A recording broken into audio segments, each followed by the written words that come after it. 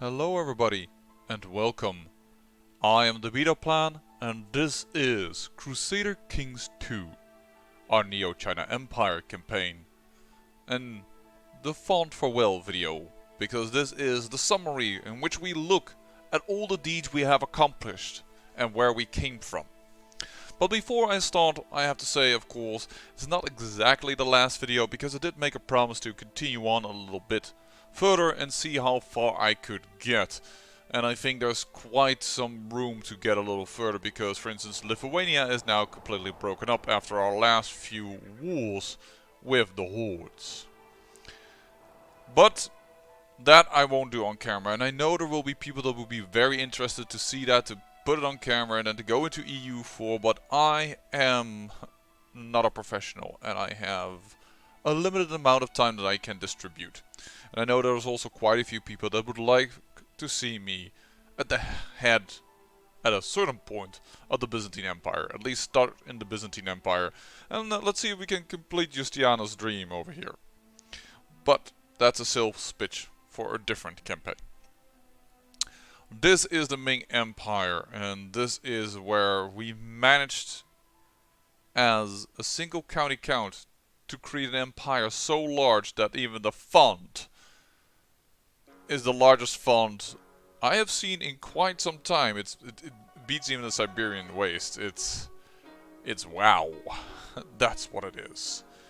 And we were a single man in a single county, and we created this empire which composes out of the Tubo Empire, India, the Persian Empire, the Arabian Empire, or at least most parts of it, Abyssinia, the Byzantine Empire, and also great parts of Tartaria. We are gigantic. And this is not all, because we have good friends in the Chinese Emperor. After all, they are of the same house. Now, how did that happen? Well, let me take you back to the very beginning of the campaign. When we were but a single count in Malabum. Where we had concocted a story that Hao Zi, the Wise, because he was not House Hao Li back then, came to India as a dissident after kinslaying by accident someone of the Li family, thus fleeing for his life from his father-in-law, Emperor Li Daizong. As we have taken up dissidence, so did this king of Pala, and we were gifted Malabum. From there on end, we were going to forge our empire. And this time around we actually have a working book. It actually freaking works from the very beginning. But because the way these books are constructed, it's really hard to read properly through them. But let me just go back all the way to the very beginning here. Year 768, and there he is. Exceeding wise as a single county count still, with his label and with his young face.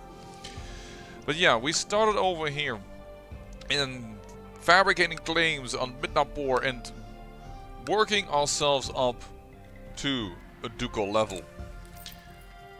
Even if we had to give up our Taoist faith and became a Buddhist, we saw that this was a step forward.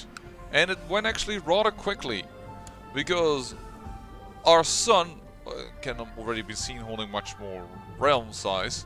But not only did the Able do that, no, look at what he was capable of gifting his sons. Nadia, which is quite amazing, just another ducal land. Here you can see Vainapur, that's our counties within the region of Nadia. But also already exerting power into duchies beyond that. We were more or less the south end of the Bengal, or actually we were all of the Bengal Delta, more or less, and the Ganges was our border. And that was not all that the Able did for us. No, he made it so that his son, that was to inherit, married one of the many children of our former overlord. And we put her on the throne of Bihar, and she put herself on Orissa, and we, thanks to smart movement, because this was also a Pala lady, had a claim on the kingdom of Bengal itself. With some movement, we took care that this was all taken into the house of Hao, and we therefore renamed ourselves, or would rename ourselves, the house of Hao Li, as we knew that when these houses combined would create an empire, and therefore we would claim our right as an imperial blooded people to have the house Hao Li, which is also why, oh, misclick, it's the one who killed him, why King Hao Li Wenjing, the usurper, went for a moment as Hindu. Also, obtaining the power and wealth to be officially acknowledged as a Castria, which we are still acknowledged as to this day. And with our first emperor, Hao Li Waidao the Cruel, well, we would spread our power, gifting, for instance, Gondwana, adding it to our lands and gifting it to one of his sons, but also maintaining the power within the realm, spreading ever further. For instance, his son Hao Li Wenjing, which I believe was a little bit more powerful one, because he made Kosala indeed, and he also gifted Tubo. This was where we managed to actually take over one of our more prominent competitors, rivals if you will, that was to our north, who was definitely budging in on our terrain. But this emperor made it so that he could place his daughter in power.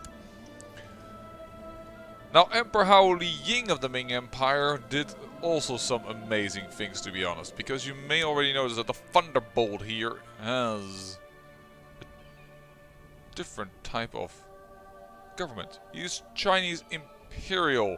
It was, I believe, Hao Li Yin, although he didn't live long, that started to mess about with North here with the Western Protectorates and what have you not. Starting to nibble at the strength of the Chinese Empire as we grew ever stronger. And you can also notice here that we here have the title Empire of Central Ming, which is India.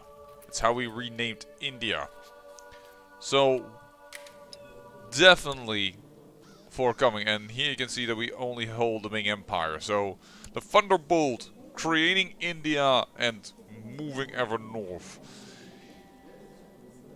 And with that, I am certain it was the efforts of the wise, and then finished by the noble, we managed to put back our family line on the Chinese throne.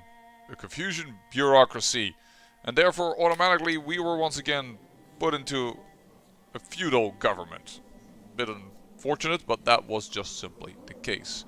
Where we have the Inquisitor, and also the Inquisitor did some great things, because as we slowly also nibbled here, which is a little bit hard to see by our own characters, as we did not give all the kingdoms away to our own characters, and we used that India trick here back then with, well, killing and assassinating some young innocent folk in order for us to inherit stuff. This is the emperor that via smart marriage got us a claim on all of Egypt, Abyssinia and Africa, and all of that was in one fell swoop added to us, where there was still here some Arabian Empire left, and the Mongol Empire was still quite strong all the way down here and up there. But we persevered, and we come to Emperor Hao Li, once again known as the Wise. And here you can see our this was where Egypt and got some troubles with, but I think this is the emperor, if I recall correctly, that managed to ask China to invade the Byzantine Empire and destroyed it. And then this fellow here, well, the cleansing flame took great parts of taking Greece over here, and then it was asked once again from China to please invade and destroy the Mongol Empire, because we noticed, as we tried several times in our campaign to take it over, but the nomads would have nothing of it. Our claims would never become valid. The emperor that only had daughters, and we recently played with our empress Xinjing, who really started to go nuts over here, conquering vast amounts of territory. In that sense, our empress has made her mark in history, and now we are at our current emperor, Ali YZ the Just, as we see all the land that is around us. And you can see on fast conquest also by what is already de jure considered part of the Ming Empire. The Persian Empire no longer holds its namesake, the Kingdom of Persia or Sistan. No, it is all now part of the Ming Empire. This strangely formed Iraq over here, part of our realm. Yemen, considered part of the Ming Empire, and also these areas down here. Egypt we missed a small part from. It was in the hands of, I believe, the Holy Roman Empire, and we took our sweet time until we got it, to be honest. But that is how you can see that we recently conquered a lot, because if we look at other parts of the Ming Empire, or sorry, Persian Empire that is to go into the Ming Empire, we still have 60 years to go here. 50, 45 years, here's 30, alright, but... And then here are all the Byzantine Empire parts that we conquered, but also they're 70 years in. Well, here, Carpathia isn't even possible to go in yet. Bulgaria needs 70 years, Croatia needs 82 years. Let's look at Turkestan. Also that we only recently added to our realm. Well, a little bit less recent, but still requiring 60 years, 80 years for Mongolia. 2 years for the bloody 98 years for bloody Khazaria. There is a lot still to be had. For some reason, Alania is not moving into our realm. Oh yeah, because we recently just conquered this. That was the last little piece. We just conquered that. So we have been going on a mad spree, and I believe that if I had started out a little bit more aggressive, with the capability to expand a bit faster in forms of tankery, for instance, this campaign might have actually had a chance to conquer the entire map. By now, I think I'm too late to do it, because there are still very large kingdoms available, and I doubt I will be able or capable of it. But perhaps, who knows, perhaps you can best me. And as our empire spread, well, we also spread our religion. Buddhism is definitely alive and strong, and the main religion in, well, all of the Ming Empire and more or less all of the known world. There's only but one religion that dares even come close, and that is Catholicism, with about 2/3 of the amount of counties in comparison to ours, and with an equal amount of moral authority. But not only that spread, also did our culture. Once we only knew of the Bengal people over here, but the Bengal people, well, they're gone. The whole culture of Bengal is gone. There are some Hindustani, but they are also getting smaller and smaller. The Orissa culture is disappearing, all becoming Hun culture. Even Kannada culture is now slowly changing. And also, the Assami culture is about to die. Assamese culture, sorry. Bodpa is definitely in some trouble. The Turkestan is definitely in some trouble. And the recently conquered Mongols are already changing and adapting our cultures. The Persians, now understanding they are now part of a new large realm, are adapting, with only the former areas of the Dailam kingdom being Persian. Even the Greeks see now that there is a change in the air and moving towards our culture. The Han culture can be found from the easternmost parts of the empire to nearly the most western parts of the empire. Yes, all the way over here, there is Han culture. We have achieved all of this in a mere 450 years, 500 years, depends a little bit on if you round down, round up, whatever you not. And we have created a very stable realm. We are also the center, and quite expected, the center of technology. Western Europe, it feels like a backward country. A backward watering hole with exception of Rome that sometimes has some technology. But otherwise, it never even reaches our bright white that we have over here. Where it is truly the scientific, the cultural and the militaristic center of civilization. I have had a blast doing this. And we as in I and you, my watchers, we had a poll and to decide when would we stop. I said I would stop once we enclosed the Caspian Sea. Now we did that a few episodes ago, but then we had some still weird border gore, and I finished it up by doing it like this. I know that a lot of people, or at least some people I should say, would love to see me push this on to the very end, see how far I can go, and then go into EU4, but as said, I don't have the time to do all that. There are more things on the horizon. I know people would like to see me do as the Byzantine Empire, try to create Justinianus' dream and conquer all of the Midland Sea and all around it. That will be our goal for that. And of course, not only restore the Roman Empire, but, well, restore the faith into one unified Christian faith. I'm going to try and see how much time I have on my spare time to conquer a little further, to see if I can reach the Baltic Sea over here and the Finnish Gulf and what have you not.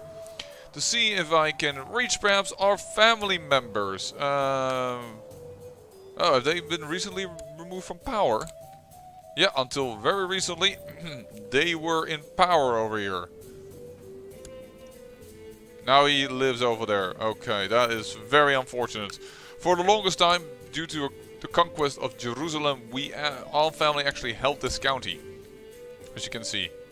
Oh, for the longest time. For some time. Okay, I'm over-exaggerating, but hey, it's epic sounding. We held this county. It was granted to him via conquest that we did. So that is rather amazing. But unfortunately, this man, uprising, and he won. I never noticed that it was in trouble and that it needed some help. But yeah, we'll try to see what I can do there. I will try in the next episode and also make available both this save and the next save that I will create. And for you to download, I will leave a link in the doobly-doo down below, and I will hopefully give you some fun to also experience such an empire and see how you would fare. I thank you all for all the likes, for all the comments, both good and bad, because the bad ones teach me how to improve. The good ones tell me that you're having fun, and that puts a smile on my face and makes me want to do this all the more. I'm certain that I've made some decisions that you would do different. Absolutely. I'm certain there are decisions that I've made that you loved. I hope overall it was entertaining, it was fun to watch, and it was something different because it is a Buddhist empire conquering from the east towards the west. I could ramble on for hours, for instance looking at the Independent Realms tab and noticing that, well, even the next in line for size is 1/6 more or less of our realm, and that we are 10 times larger, more than 10 times larger than number 3, and that our armies do the same amount. We have about 10 times the strength of number 3, more than 10 times the strength of number 3, and yeah, about 1 to 8 the strength of the Holy Roman Empire. So yeah, I think no one can stop us. I think this is a realm to stand for thousands of years. and I'm certain that someone can F it up. Very easy, by the way. You can just create a few titles and just give them out, and all of a sudden, whoops, no longer one realm. We could give them all the empires that remain. But right now, I am done with this. House Howley has been restored. A Han Dynasty restored to the Chinese Empire. Because for a moment the Jurgen took over of the House Li, but we showed our Imperial blood and we put it back onto the Dragon Throne. As we also have ourselves sitting upon what I would assume would be called the Ivory Throne. After the ivory of the Indian elephants. Or perhaps the whiteness of the Taj Mahal, because, though that would never be built considering the timeline has gone totally different. But you understand what I mean. I'm rambling. I always ramble when this last episode. I always have trouble saying truly goodbye to something that I have worked on for quite some time. But it is time. I thank you for watching. And remember, great peril yields great beauty.